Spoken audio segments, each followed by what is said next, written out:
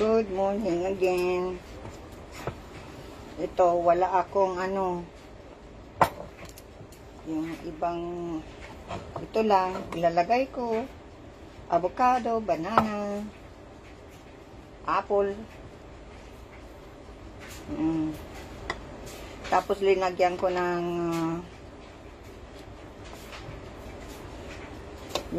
ng peanut butter, kasi paborito ko yan.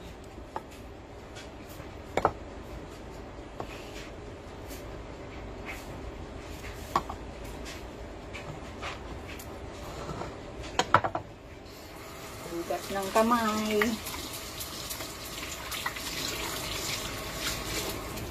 Kasi maano ako ng apple. Makat up ng apple.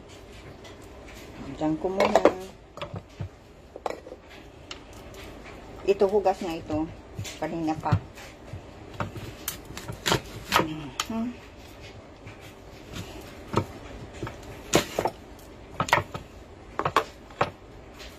Kumusta kanyong lahat dyan sa Pilipinas?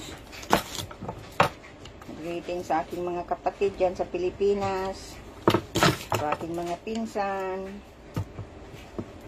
Sa aking mga pamangkin. Sa aking mga relatives, sa aking mga Facebook friends. Siguro gusto sabihin faithful friends. Okay. Ito ang aking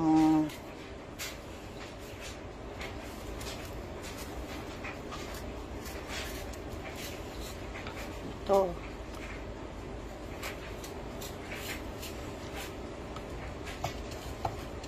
Up.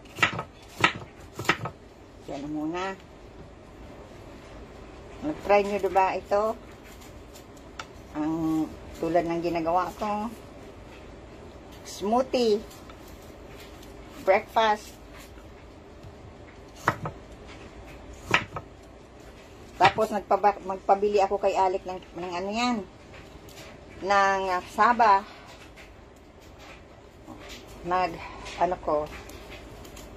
Ininit ko 3 kasi ang isang balot 6 na saba. Steam saba 3 lang ang ang ininit ko kasi matagal na talaga akong hindi nakakakain ng saba. Ilang buwan na simula nung na-hospital ako.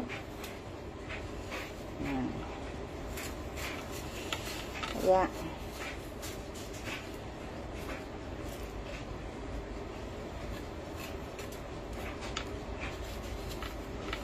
ang advice ko doon sa may mga may sakit, tanggapin nyo na may sakit kayo.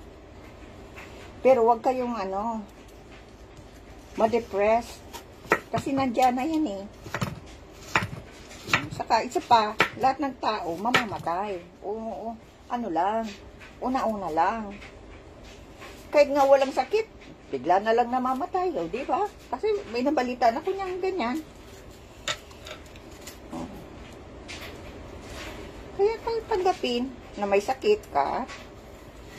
Tapos, huwag mo na lang pansinin. Maging masaya ka. Kasi ang iba, nadidepress, may sakit na. Nagiging irritable. Pinagdadaanan ko yan dati. Kaya lang, kang kapapanood ko ng mga humili, kay Father Jewel sa YouTube, yan, marami akong natutunan. Yan, mga ilang mga pari na na misa pinanood ko, kaya lang yung iba, hindi ko na kukuha. Nakalimutan ko yung mga pangalan nila. Kasi natingin lang kasi ako sa mukha nila eh. Hindi ko na, yun lang si Father Joel. Nasa, ano yan, nasa YouTube. Maganda siya mag-sermon. Talaga ano yan. Bibigyan ka ng, inspirasyon sa buhay. Na, mabuhay ka. Yeah, kasi ang ganda. May mga homily siya. At ang gaganda na talaga. Tapos, yung misa, ganun din. Minsan, pag ang pisa, hindi ko na, napanood. Inuulit ko. Ayan. Kasi, wala naman mawawala na manood ng misa.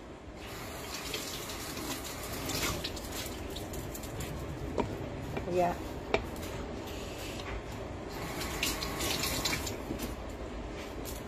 natututo ka, nabibigyan ka ng, ng payo para mabuting tao ka.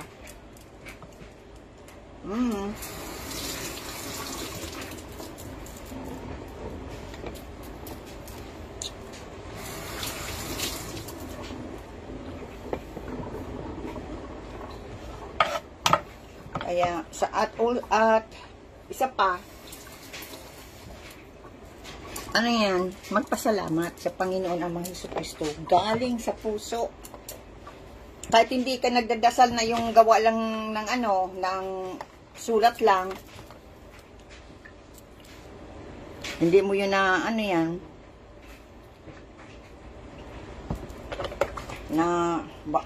naalala minsan, yun, di ba? Yung kasi may mga prayers na sulat lang ng iba. Dapat galing mismo sa iyong puso kung ma-pray ka. Kasi kung babasahin mo lang ang ang prayers galing sa libro o galing sa pamphlets, hindi yan matago sa puso. Yan. Dapat galing sa puso ang pagdadasal. Sarili mong tinatawag na dasal. Kaya may mga tao na na nagdadasal galing lang sa basa. Binabasa lang.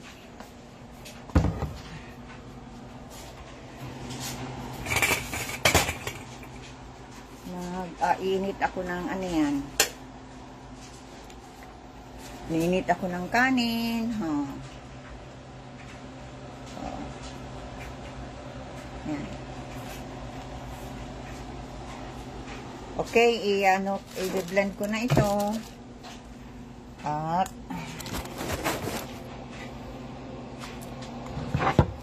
nagpipritos ng nag-o-oven ng breakfast. Okay, shut off ko muna ito. Yan. Para,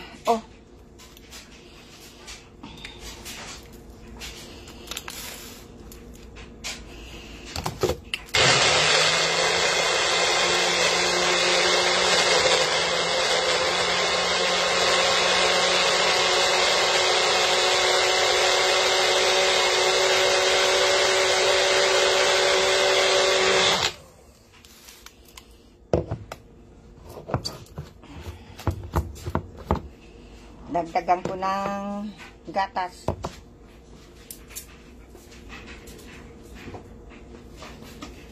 At palagi kang mag-pray, magpasalamat,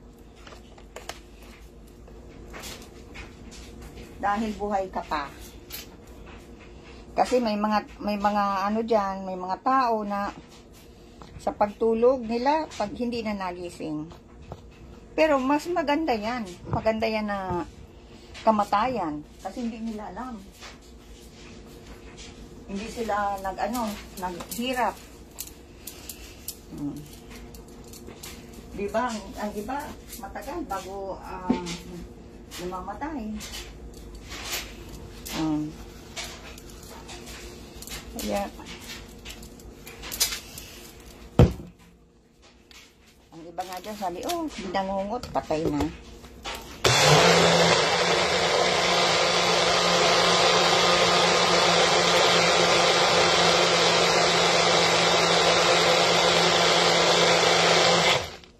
There. Ayan. Ako ay makuha ng aking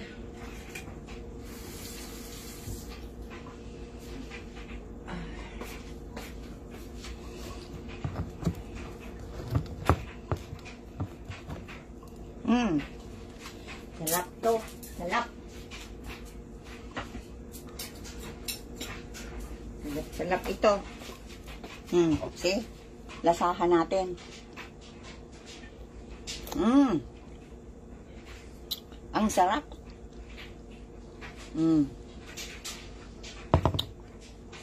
Kapag kainin mo, nakakaano na eh. 'Di ba? Pagka munguya ng nguya. Pero kapag blend mo, maubos mo agad. God bless everyone.